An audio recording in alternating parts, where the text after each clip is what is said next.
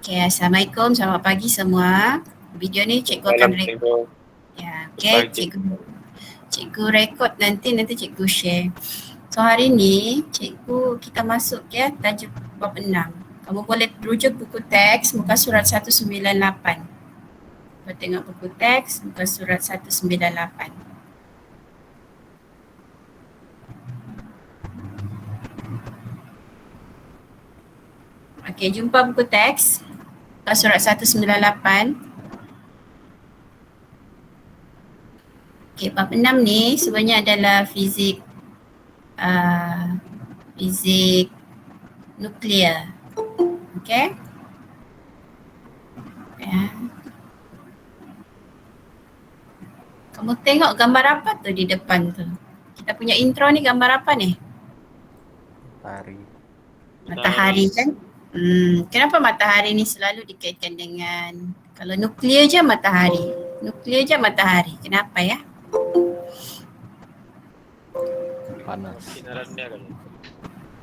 Sebab sebenarnya sumber tenaga cahaya yang kita dapat di bumi sekarang datangnya daripada matahari, di mana matahari sebenarnya menjana tenaga dia dalam bentuk pelakuran, iaitu satu proses untuk menghasilkan tenaga nuklear. Ini tenaga nuklear yang bukan dibuat-buat, ini memang semula jadi berlaku. Boleh tengok kita intro sikit ini. Okey, pelakuran nukleus ni apa? Pelakuran nukleus hidrogen berlaku secara semula jadi dalam teras matahari pada suhu kira-kira 15.6 juta Kelvin. Bayangkan suhu dia 15.6 juta. So, apa maksudnya pelakuran nukleus hidrogen ni? Nukleus hidrogen ni maksudnya pelakuran ni maksudnya dua atom-atom hidrogen tu, nukleus dia bergabung. Pelakuran ni bergabung maksudnya. Tapi pelakuran ni dia tidak senang-senang berlaku tau. So itu dia sangat susah dibuat di makmal. Kalau mau buat proses pelakuran, dia mesti pada high temperature. Cuba tengok kalau di matahari ni kan 15.6 juta Kelvin. Bayangkanlah tu 15.6 juta. Kita 100 degree pun 100 degree tu bersamaan dengan 376 Kelvin. Itu pun sangat panas sudah bagi kita. Bayangkan di matahari, teras matahari tu 15.6 juta Kelvin dan proses tu berlaku setiap saat. Dalam setiap saat matahari ni menghasilkan 560 juta tan hidrogen bercantum. Maksudnya setiap saat proses penghasilan tenaga tu berlaku. Bila hidrogen ni bergabung, berlaku pelakuran, dia akan membebaskan tenaga nuklear. So tenaga nuklear tu dia akan bertukar dalam bentuk tenaga haba, tenaga cahaya, itu yang boleh sampai ke planet-planet yang berhampiran dengan matahari. Termasuklah kita dalam sistem suria ni. Okay, so kalau mau ambil satu contoh tenaga nuklear, sebenarnya tenaga nuklear yang paling besar yang ada di alam semesta kita ni adalah daripada matahari. Okey, jadi adakah tenaga nuklear juga di bumi? Itulah persoalan dia. So saintis mengkaji di bumi pun kita ada tenaga nuklear. Dari mana sebenarnya datang tenaga nuklear ni? Okey, tengok muka surat 200. Tenaga nuklear ni selalu dikaitkan dengan bahan radioaktif. Okey, apa itu bahan radioaktif? Sebenarnya ada bahan-bahan di bumi ni, di muka bumi yang memang terhasil, yang memang wujud sebagai radioaktif. Maksudnya bahan radioaktif ni ada perkataan aktif di belakang kan? Maksudnya dia aktif, dia tidak stabil. Jadi kalau satu bahan tu tidak stabil, untuk menjadi stabil dia perlu mereput. Dia perlu apa? Cuba ulang balik perkataan cikgu tadi. Untuk jadi stabil perlu buat apa? Perlu mereput. Dia mereput bukan jadi tua. Dia mereput satu bahan ni, dia mereput. Bila dia mereput, dia akan membebaskan sinaran. Jadi ada 3 jenis sinaran yang mungkin akan dibebaskan. Mungkin maksudnya tidak semestinya sinaran itu yang akan keluar. Mungkin juga itu yang akan keluar. Ada 3 jenislah kemungkinan. Yang pertama ialah zarah alfa. Waktu dia membebaskan ataupun sinaran alfa. Yang kedua sinaran beta. Yang ketiga sinaran gamma. Okey, alfa, beta dan gamma. Okey, sorry ada orang mau masuk. Okey, setakat ni bolehkah? Bolehkah faham yang cikgu explain tadi? Kita mau belajar pasal nuklear, kena tahu bahan radioaktif. Apa itu bahan radioaktif? Bahan radioaktif ni bahan yang tak stabil.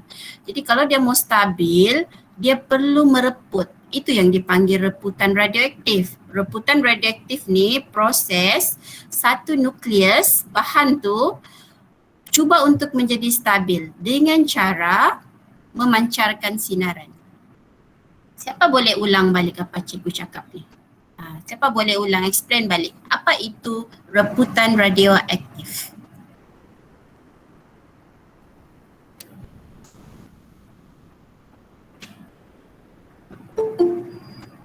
Ada? Ada volunteer mau ulang balik apa tu reputan radioaktif?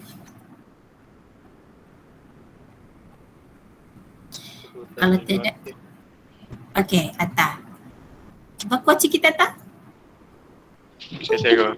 Okey. Reputan radioaktif ni proses nukleus yang tidak stabil jadi nukleus yang stabil dengan memancarkan sinaran radioaktif.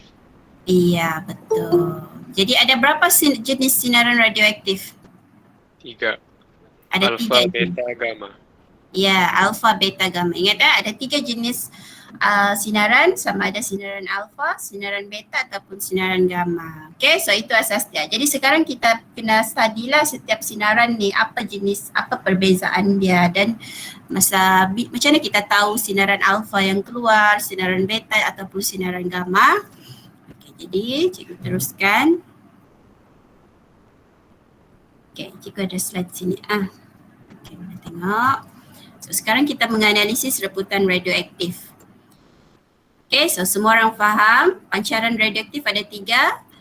Sinaran alfa, sinaran beta, sinaran gamma. Alfa ni, tahu kan? Pastikan kenal lah setiap simbol ni. Alfa, beta, gamma. Okay, so ciri-ciri pancaran radioaktif bagi setiap satu ni berbezalah. Dan dia ada persamaan dia. Dan nanti kita akan belajar juga pasal separuh hayat ataupun setengah hayat. Okey, apakah alat pengesan sinaran? Macam mana kita boleh pesan kehadiran ada sinaran radioaktif? Ada alat dia ya. Pertama plat fotografi, tiub gigamula, kebuk awan, pembilang bunga api dan dan apa ni? Yang last tadi. Dan elektroskop daun emas. Ini semua kita tiada di makmal. Biasanya makmal radioaktif adalah kalau makmal-makmal yang nuklear ada. Okay. Okay, cikgu teruskan ya. Ini jadi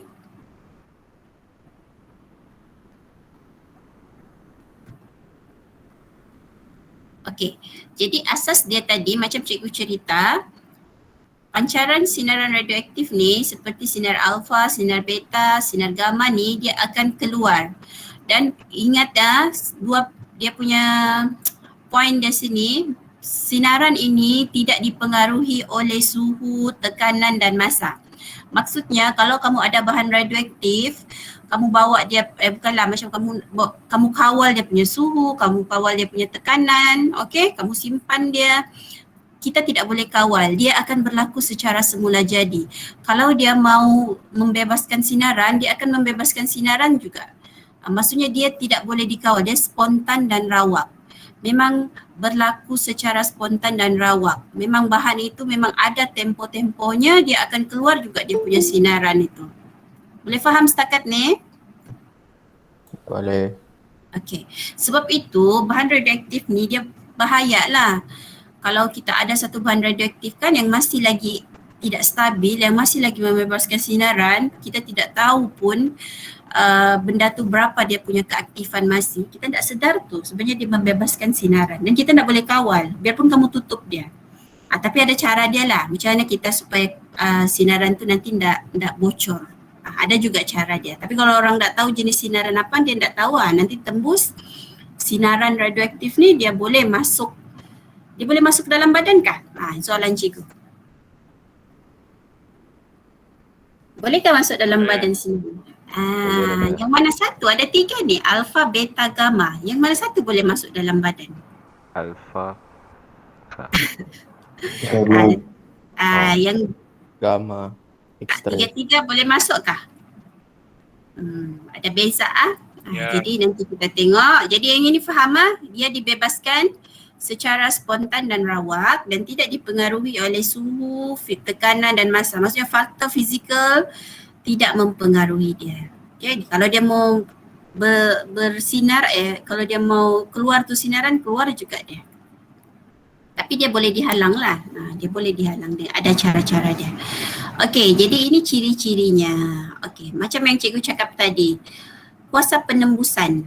Yang mana yang boleh tembus badan manusia sebenarnya adalah yang paling tinggi kuasa penembusan adalah sinar gamma.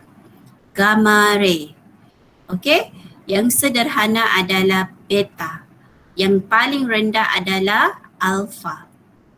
Okey? Tapi kuasa pengayonan. Apa maksud kuasa pengayonan? Maksudnya sinaran yang boleh bertindak balas dengan kita punya, maksudnya dia boleh mengayonkan, maksudnya dia boleh mengubah bentuk secara kimia dia boleh bagi kesan. Zarah alfa sebenarnya kuasa pengayonan dia lagi tinggi. Okay? Zarah beta sederhana, paling rendah adalah sinar gamma. Terbalik kan? Jadi yang paling laju pula, siapa yang paling laju? Alfa, beta atau gamma yang laju? Gamma. Gamma, ya betul, gamma. Okay, kalau dalam buku teks kamu kan, yang ini dia tak berapa detail. Dia sudah ubah silibus. So ini pengetahuan am kamu sejaklah. Okay, ingat yang paling kuat kuasa penembusannya gamma, tapi paling kuat kuasa pengayonan ialah alfa.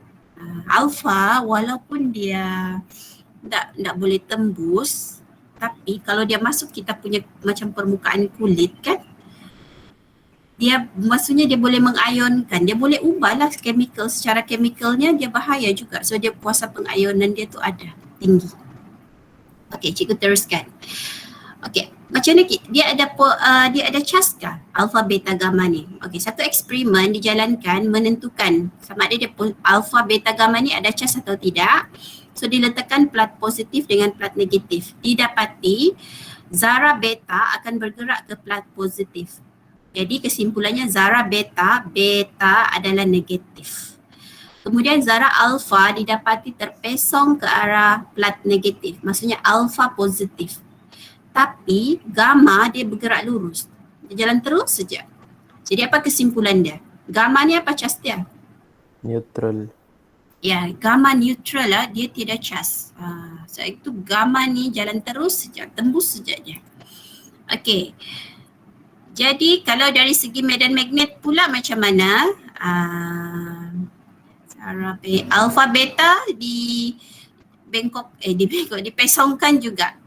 Kerana maksudnya zarah beta dengan zarah alfa ni dia bercas. Selagi zarah tu bercas, dia masih ada kesan kepada medan magnet. Tapi sama dengan gamma tidak terpesong kerana gamma ni neutral. Okey, dari kuasa pengayonan. Ini cikgu cakap tadi, kuasa pengayonan. Alfa, beta dan gamma, alfa ni kuasa pengayonan dia paling tinggi.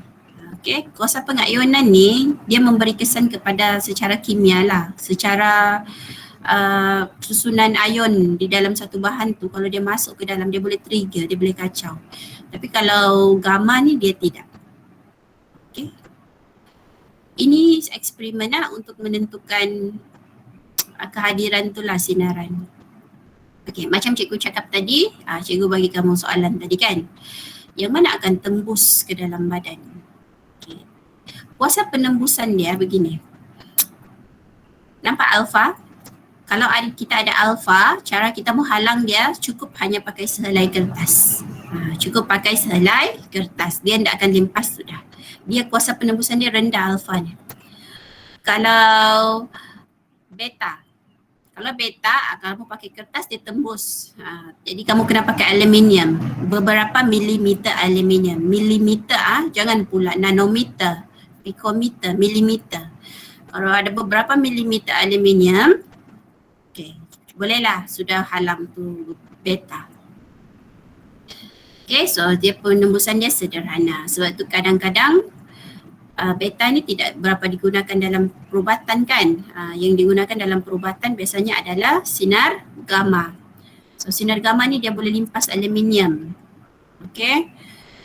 Dan dia boleh, kalau mau halang dia mesti pakai plumbum. Plumbum ni logam yang lebih kuat lah daripada aluminium. So apabila sinar gamma ni limpas tu plumbum, dia tak boleh tak lalu lah. Sebab itu kalau dalam reaktor nuklear sebenarnya dinding-dinding ada kawasan dorang tu sebenarnya sudah dibuat daripada konkrit plumbum. Sebab aluminium sinaran gamma tidak boleh keluar lah. Setakat ni boleh faham? Kamu masih dengan cikgu? Boleh. Okey, cikgu tes cikgu tes. Okey, kalau kita mau menghentikan penembusan alfa, kita perlu letakkan apa? Siapa mau jawab? Kertas. Kertas. Okay. Kalau kita mau halang beta, Aluminium. aluminium. Ya. Beberapa milimeter aluminium. Mesti spesifik juga ya, aluminium. Kalau aluminium nipis enggak juga boleh, milimeter lah. Janganlah enggak boleh yang terlampau nipis. Kalau gamma, macam mana mau halang penembusan gamma? Bumbum tebal. Plumbum ya. Okey, bagus. Okay, cikgu teruskan. So ini asas dia lah kalau kita mau kenal alfa, beta dengan gamma ni. Okey. Kalau okey. Sekarang bila satu pancaran alfa, beta dan gamma terbebas ataupun satu nukleon tu dia membebaskan pancaran alfa, beta, gamma, nukleus asal akan berubah. Dia tidak akan jadi nukleus yang sama selepas dia sudah bebaskan sinaran. So dari secara kimianya penulisan dia pun berubah lah. Cikgu bagi contoh sini terus ya. Contohnya kalau kita ambil contoh satu zarah X, okey, nukleus X membebaskan zarah alfa. Cuba tengok zarah alfa. Kalau zarah alfa ni sebenarnya adalah helium. Helium ada nombor nukleon 4, nombor proton 2. Okay, ini kimia kamu Tera sudah kan? A ni nombor apa? A nombor apa? Nomor neutron. Nombor nukleon. A ni nombor nukleon. Z ni nombor proton. So katakan ini adalah nukleus yang asal. Dia tidak stabil. Jadi bila dia tidak stabil, dia mereput, dia bebaskan alfa. Dan dia bebaskan alfa, dia tidak akan jadi nukleus yang sama. Dia akan berubah dari segi nombor nukleon dan nombor proton. Okey, apa dia punya formula? Ingat sejak, kalau alfa, nombor nukleon akan tolak 4, nombor proton akan tolak 2. Cuba repeat. Nombor nukleon tolak berapa? 4. Nombor proton tolak? 2. Sebab apa? Sebab 4 dengan 2 tadi sudah diambil oleh helium. Helium, dia punya nombor nukleon 4, nombor proton dia 2. Helium ni sebenarnya zarah alfa ni sebenarnya adalah helium. Okay, yang nombor proton dia 2. Jadi contoh, kalau kita lebih spesifik, contohlah kalau kita ada uranium 23892, nombor proton dia 92, dia mereput, membebaskan helium. So kita tahu helium 42. Jadi hasilnya nanti kita akan dapat nombor nukleon 238 tolak 4 jadi 234. 92 proton uranium dia akan jadi 90. Jadi dia hasilnya 234 90 itu bersamaan dengan nukleus yang baru yang namanya thorium. Boleh? Setakat ni? Boleh cikgu. Boleh. Kamu kan ada belajar kimia juga, aja bolehlah apply ni. Okay, so ini kalau alpha. Okay, so kalau alpha ingat formula dia nombor nukleon tolak 4, nombor proton tolak 2. Okay, kalau beta pula macam mana? Okay, beta sebenarnya adalah elektron. Kalau alpha tadi helium. Kalau beta ni sebenarnya adalah elektron yang bercas negatif. So nombor proton dia negatif 1. Jadi contoh kalau kita ada nukleus AZ, okay, nukleon A, Z nombor proton, bertukar menjadi satu nukleus baru bila membebaskan zarah beta. So formula dia ialah apa formula dia? A tidak berubah, tapi Z tu jadi apa? Z akan bertambah 1. A tak berubah, Z bertambah 1. Contohnya ni karbon. Karbon 14,6 dia mereput membebaskan apa ni beta. Okey? Cuba perhatikan. Nukleon tidak berubah. Nombor nukleon masih 14 tapi nombor proton bertambah 1, so 6 tambah 1. Sebab apa 6 tambah 1? Sebab negatif 1 sudah diambil oleh elektron. Sekejap, ada orang masuk ke?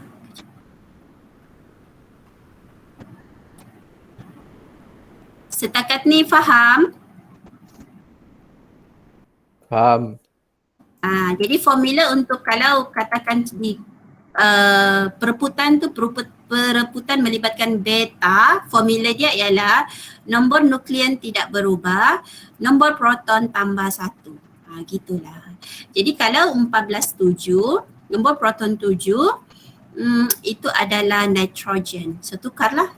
Jadi kamu nampak di sini dia punya nukleus sudah berubah daripada karbon pergi nitrogen. Okey, ini adalah beta. Kalau alpha helium, beta elektron. Sekarang kita tengok gamma. Gamma sebenarnya paling senang. Gamma dia neutral. Jadi selepas membebaskan sinar gamma, tiada perubahan kepada nukleus. Nukleus awal dengan nukleus akhir sama sahaja. Cumanya dia ada sinar gamma. Paling senanglah buat lukis dia punya persamaan. Contohnya kalau kita ada karbon, proton 27, nukleon 60, membebaskan gamma ray, sinar gamma. Selepas daripada itu sama juga nombor nukleon dia 60, 27, tapi dia bertukar nombor jenis nukleus dia tu sudah bertukar. Ini nuklida dari karbon, ini nuklida nitrogen dan juga dia membebaskan sinar gamma.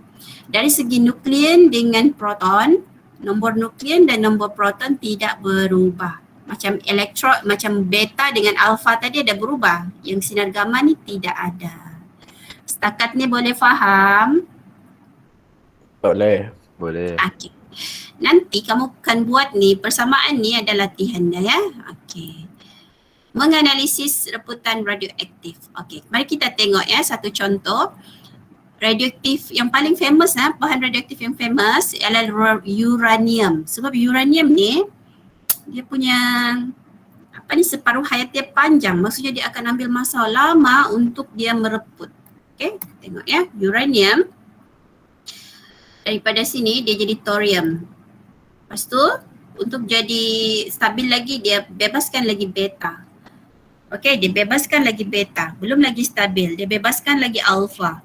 Kemudian dia bebaskan lagi apa? Ini dia suruh kamu tanya. Dia soalan dia tanyakan. So dia panjang sampai satu tahap akhirnya dia bertukar menjadi plumbum. Ini maksudnya radioaktif, reputan radioaktif. Dan kadang-kadang dia ada satu proses yang panjang. Itu yang dipanggil sebagai siri radioaktif. Dalam bentuk graf kita boleh nampak macam ni ya. Kamu nampak dari atas sini. Proses dari atas, nombor nukleon dia pandai berkurang. Ada kadang-kadang dia sama statik. Kalau dia membebaskan beta, nombor nukleon tidak akan berubah. So beta hanya melibatkan nombor proton. So nombor nukleon dia tak berubah, dia luruslah. Tapi kalau dia turun bawah ni, turun-turun, ini maksudnya dia bebaskan alpha. Nombor nukleon berubah itu alpha. Lepas tu dia statik. Kalau dia turun, alpha. Kalau dia statik tu, kalau dia lurus itu beta. Lepas tu turun sampailah sini. So inilah namanya reputan radioaktif. Kalau dia sudah stabil, apa akan berlaku dengan nukleus itu? Reput. Diam-diamlah dia. Tiada perhiasan saja. Boleh sudah dibawa main. Masih mereput jangan main-main boleh merosakkan, boleh buat penyakit tu nanti. Okey, alat pengesan. Ini cikgu cakap tadi lah, yang biasa kita ni di makmal sebenarnya ada, yang kalau dalam buku teks cikgu nak siap ada tiup gigam mulia. Okey. Ini alat-alat dia. Kalau ditanyalah apa alat pengesan radioaktif ni? Ini dah. Paling famous kamu ingatin ya, tiup giga mulia ataupun tiup GM. Okey. Okey. Lain ni cikgu skip dulu. Okay, cikgu pergi buku teks. Cikgu mau soal terus. Okey, jadi bila kita sudah tahu persamaan tadi, bolehlah kita menjawab soalan buku teks. Mari kita tengok. Hari ni cikgu nak sentuh separuh hayat. Besok cikgu akan buat kita GM lagi pasal separuh hayat. Jadi hari ni kita punya latihan fokus yang untuk persamaan je. Okey, tengok muka surat 207. Ini sekejap je ni boleh buat. Lengkapan persamaan radioaktif, kenal pasti A, B, C. Okey, A ni cikgu ndak suruh kamu jawab lah sebab ni kena tahu dia punya nama bahan kimia tu. Dah ada dalam buku teks. Okey, B lah B. Cuba tengok B. 209 polonium kah? 84 ni tukar jadi 205 plumbum tambah B. Cuba perhatikan, nombor nuklein berubahkah? Berubah. Kalau nombor nuklein berubah, nombor proton berubah? Berubah. Kalau nombor nuklein berubah, nombor proton berubah, apa tu? Sinaran apa tu? Alfa. Alfa apa dia punya simbol kimia dia? Helium. Helium 42. 42 He. Okey. Sekarang tengok pula C. C ni apa ya? Gamma. Apa tu C? C, dia suruh tulis kenal pasti C. Itu sebenarnya adalah neutron. Boleh tulis persamaan dia. Cuba tengok muka surat 201. Kalau kamu dapat begini, dia secara am dia bagi proton tambah elektron. So jawapan dia yang itu muka surat 201. Cuba tengok 201.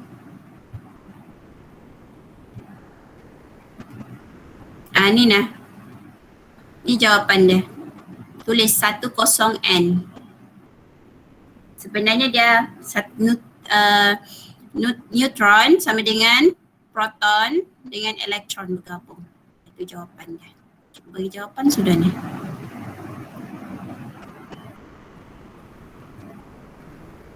Jelas? Senang kan soalan dia? Senang. Nombor 1 ya cikgu senang.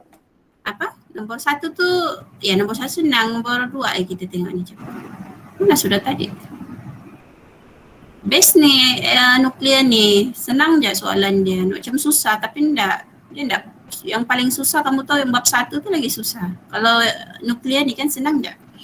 Okey, satu siri reputan radioaktif ialah 23892, uranium menjadi plumbum 20682. Tentukan bilangan zarah alfa dan zarah beta yang dipancarkan.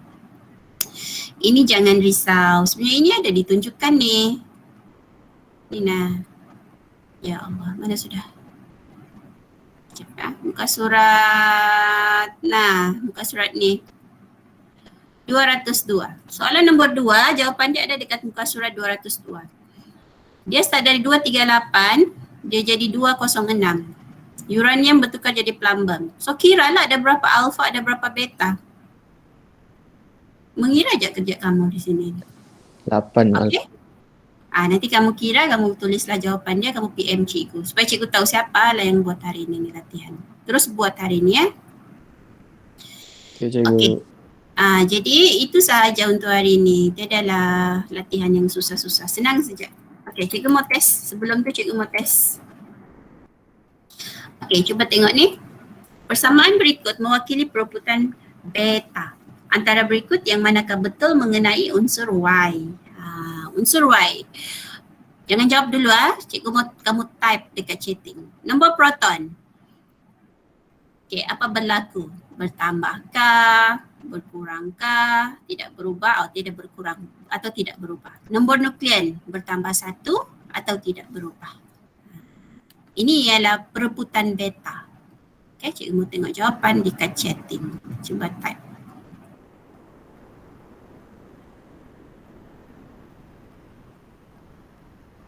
Type A, B, C kah? B kah? Okay, cuba type. Cikgu mau tengok siapa yang ada di sini ni.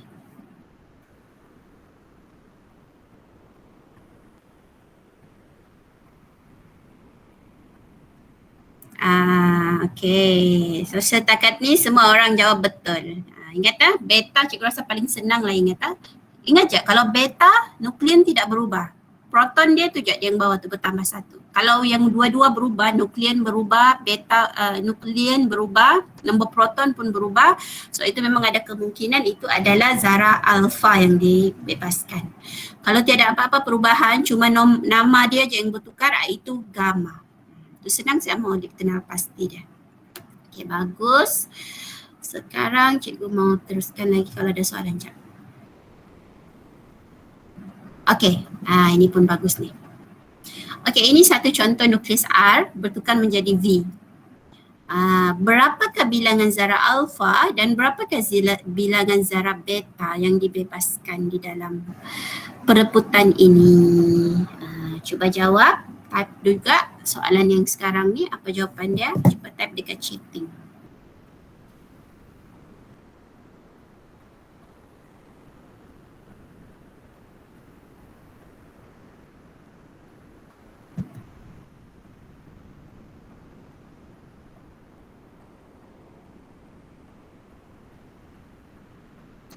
Okay, jawapannya ialah betul A.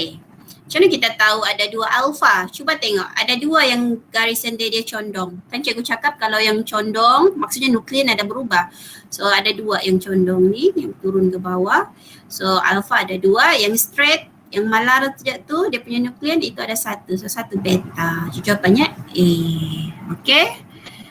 Lagi. Okay. Cuba tengok sekarang.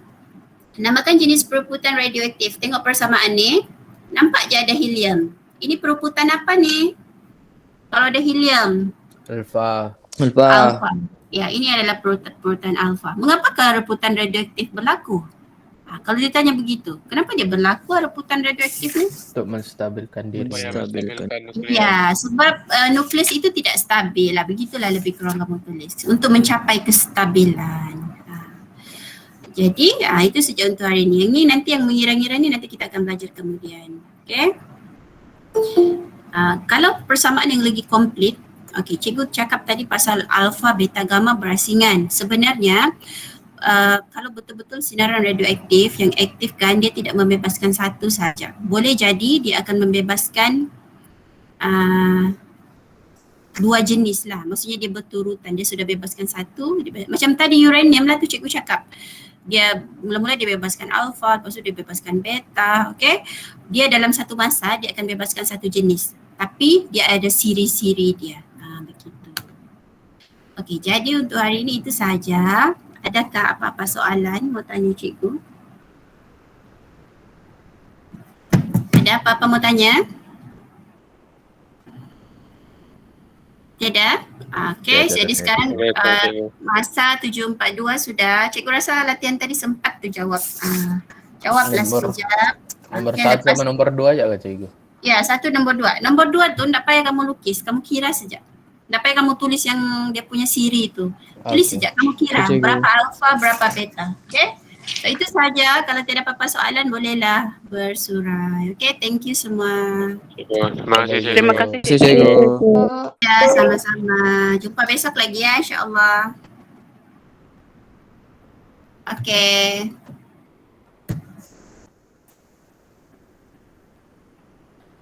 Okay, sama-sama.